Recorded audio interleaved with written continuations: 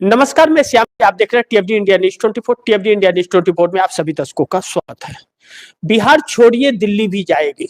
PMO में बैठकों का दौर शुरू। पीएम मोदी की घंटी बजने लगी।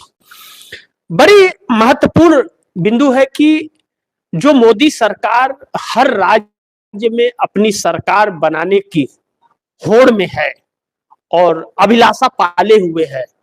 सरकार बनेगी या नहीं बनेगी यह तो वक्त बताएगा, लेकिन बिहार में अपना सीएम बनाने के चक्कर में कहीं दिल्ली प्रधानमंत्री की कुर्सी ना चली जाए, क्योंकि इसकी संभावनाएं प्रबल होती जा रही है।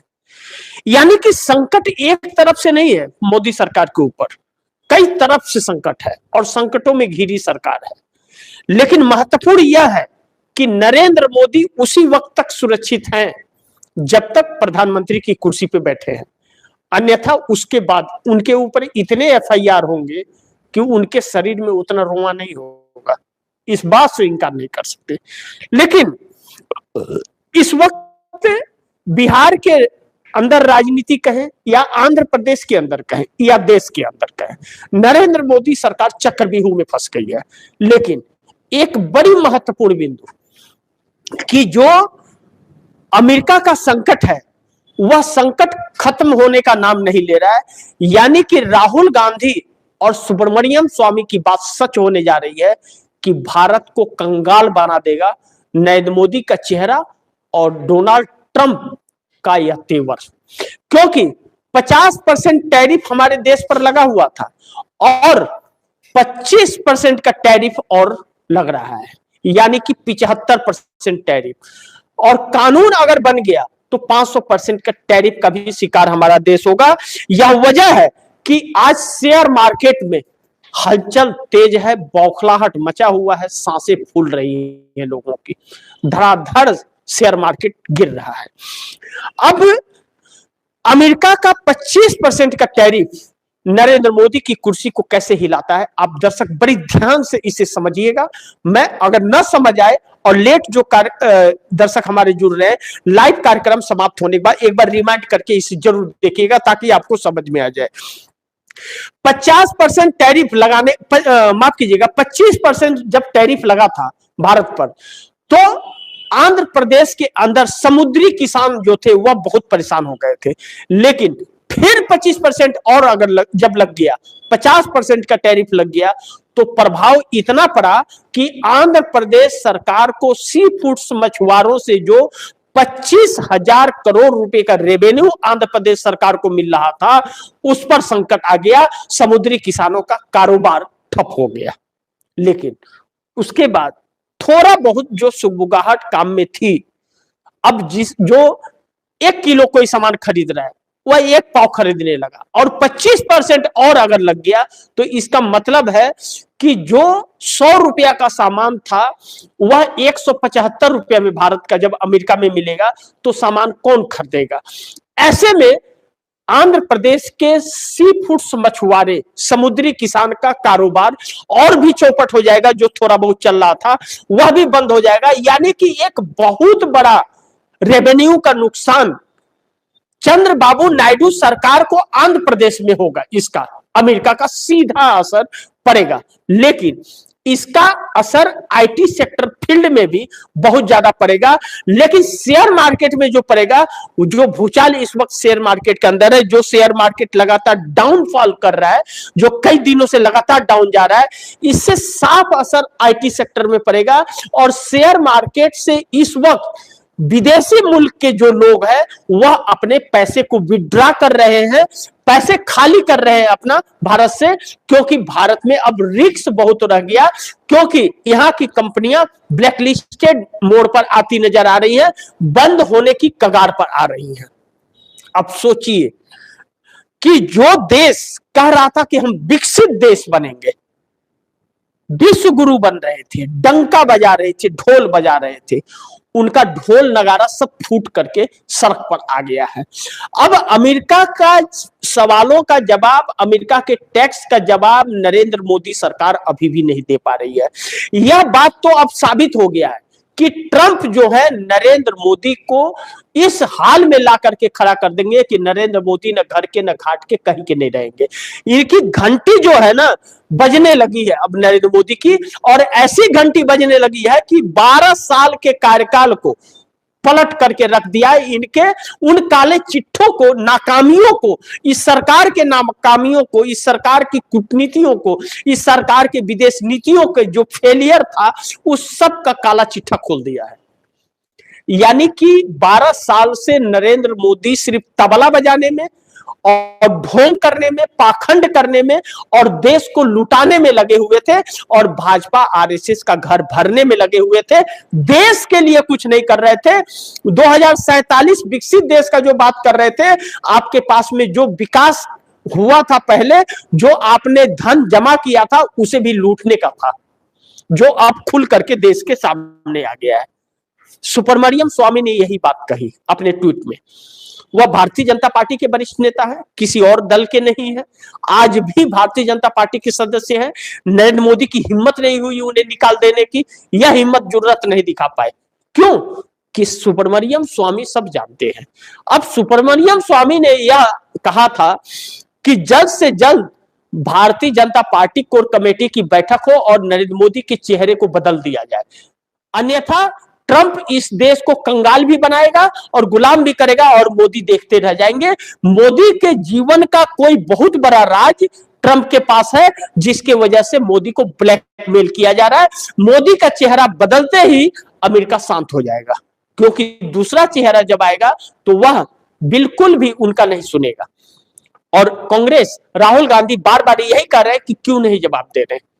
अब इस पर चंद्रबाबू नायडू एक अलग स्टैंड लेते हुए नजर आ रहे हैं। चंद्रबाबू नायडू यह तो समझ गए कि इनके लिए कुर्सी जरूरी है, क्योंकि कुर्सी छोड़ने के बाद यह जेल के रास्ते इनके लिए खुल सकते हैं, और दूसरा यह कुर्सी छोड़ेंगे नहीं और अमेरिका मानेगा नहीं। ऐसे नौबत में आंध्र प्रदेश भी कंगाल हो जाएगा, और जो सपना देख करके जो वहां पर प्रोजेक्ट लगा रहे हैं चंद्रबाबू नायडू, वह शुरू होने के पहले समाप्त हो जाएगा।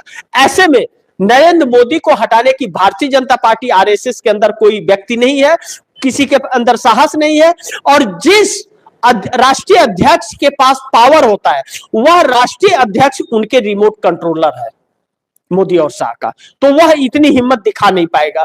तो इससे अच्छा मोदी का साथ छोड़ दो।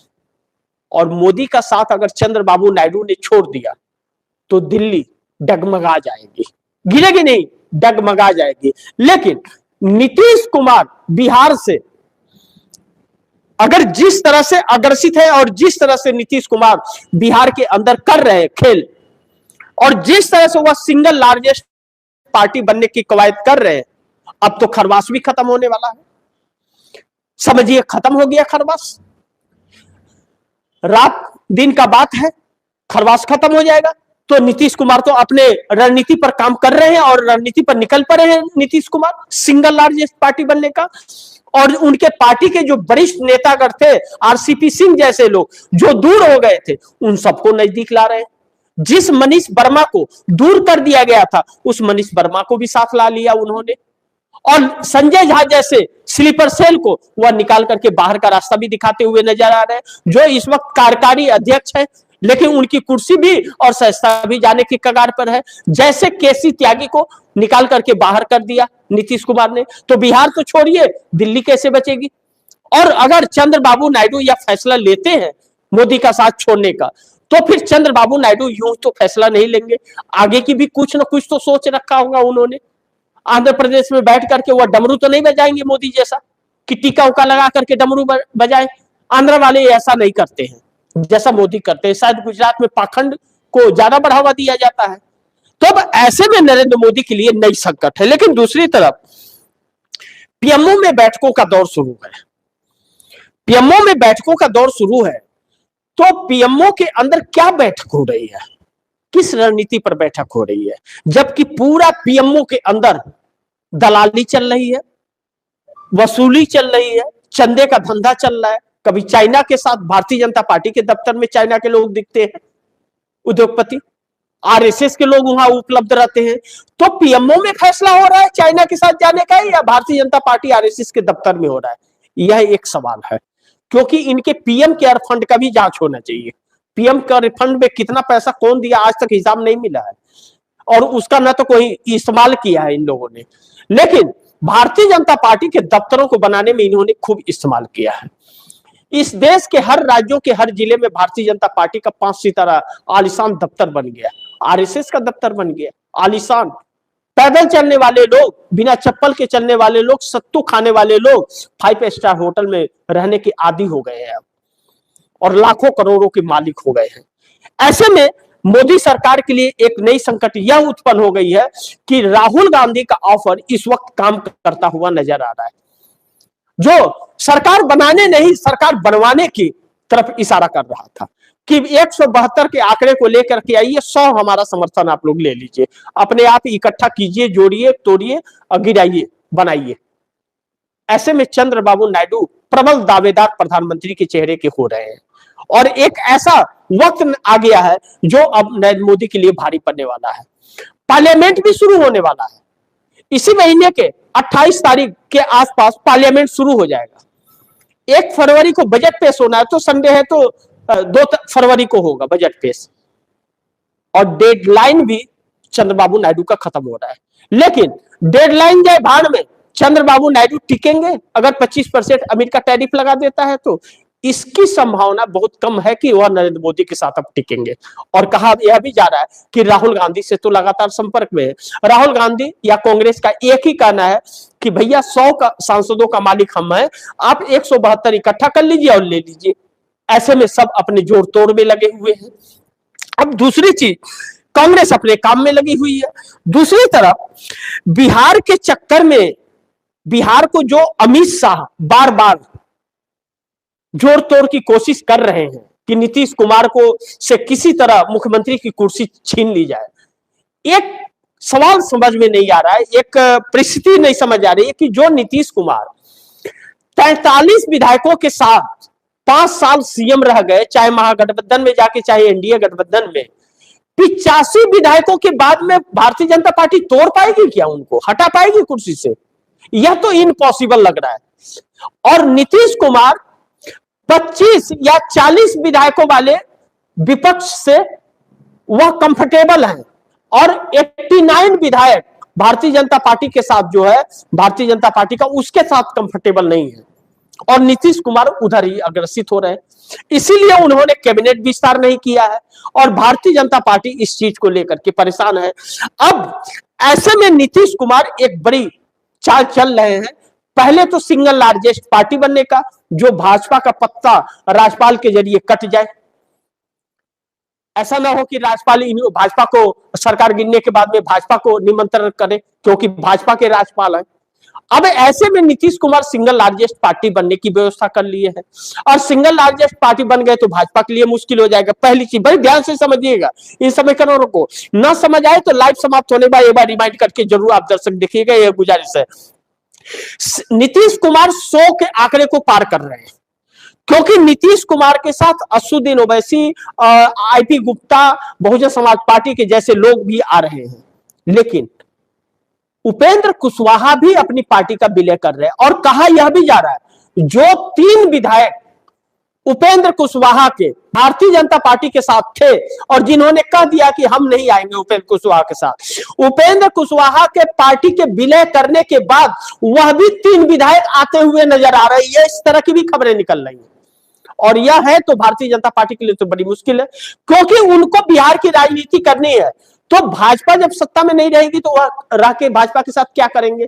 जात भी गवाएंगे और भात भी नहीं खा पाएंगे। इससे अच्छा वह घर वापसी करेंगे, क्योंकि जेडीयू से ही निकल करके उपेंद्र कुशवाहा ने बनाया था। तो उपेंद्र को नीतीश कुमार 100 के आंकड़े को पार कर रहे हैं, जो भारतीय जनता पार्टी के लिए इम्पॉसिबल है।